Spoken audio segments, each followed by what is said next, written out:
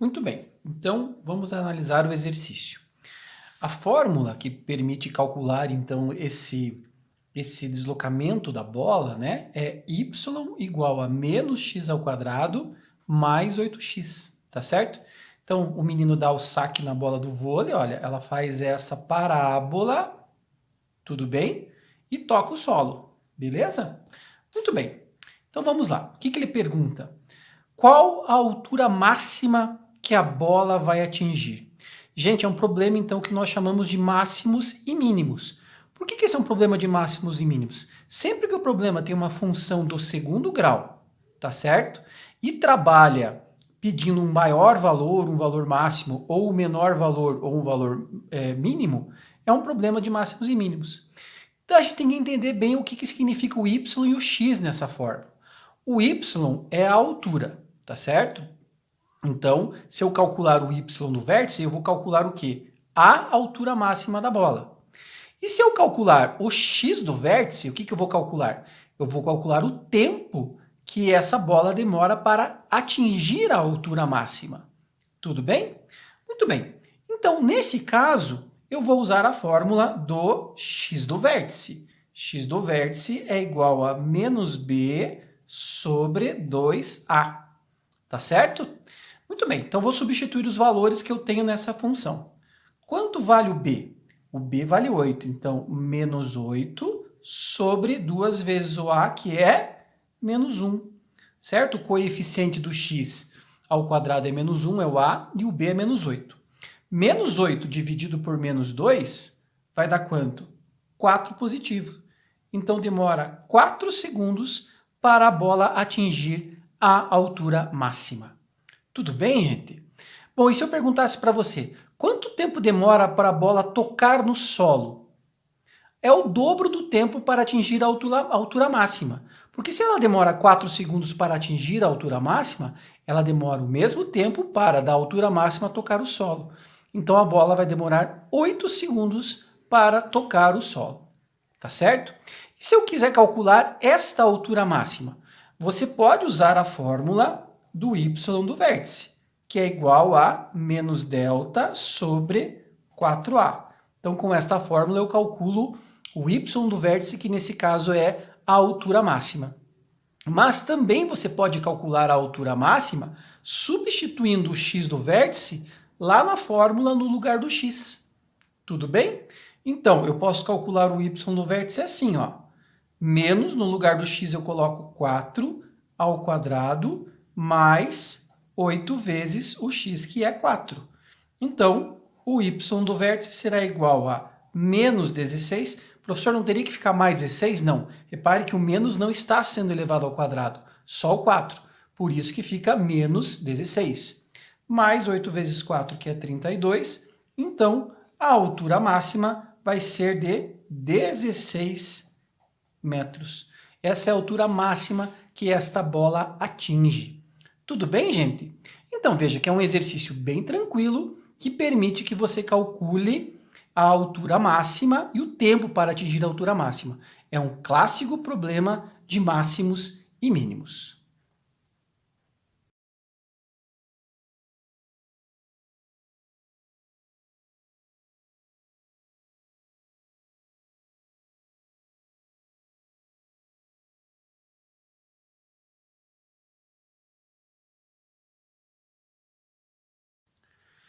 Bom, nesse segundo exemplo, você tem assim, um fazendeiro quer usar 120 metros de tela de arame para construir um cercado, né?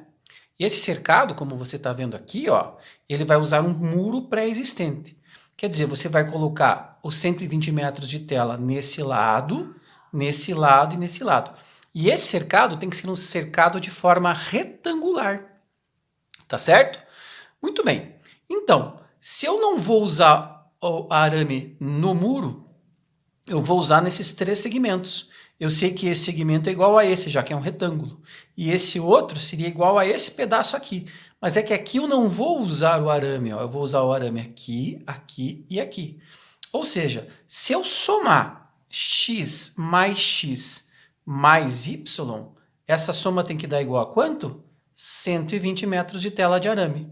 Ou 2x mais y é igual a 120 metros de tela, ou ainda que o y é 120 metros de tela menos 2x. Eu consegui escrever, nesse caso, o valor da incógnita y em função da incógnita x. Tudo bem, meu amigo? Muito bem. Agora, vamos lembrar o seguinte. Qual é a fórmula da área do retângulo? Vocês lembram da fórmula da área do retângulo? A área do retângulo é base vezes altura, B vezes H, certo? Essa é a fórmula da área de qualquer retângulo, tudo bem? Nesse caso, nesse exemplo, eu posso dizer que a área é igual a x vezes y. Concorda? Porque o x é a base e o y é a altura que eu tenho. Muito bem, como eu tenho já escrito aqui o y em função de x, ou seja, y igual a 120 menos 2x, eu posso colocar no lugar deste y aqui 120 menos 2x. Então, a área ficaria igual a, no lugar do y, o que eu vou colocar? Então, no lugar do y, eu coloco 120 menos 2x. Tudo bem? Beleza? E aí, fazendo o cálculo da área, o que eu posso fazer? No lugar do 120 e do menos 2x, eu posso multiplicar por x. Portanto, a área vai ser dada igual a 120x menos 2x ao quadrado. E que fórmula que é essa, gente? Não é uma função do segundo grau? O a, na verdade, corresponde ao y do vértice, ou y na função mesmo, né? E o x é o próprio x que nós temos na função do segundo grau. É uma função quadrática, olha o x ao quadrado aqui. Tudo bem? Então, se eu quero calcular a área máxima, eu estou perguntando sobre esta incógnita isolada no primeiro membro.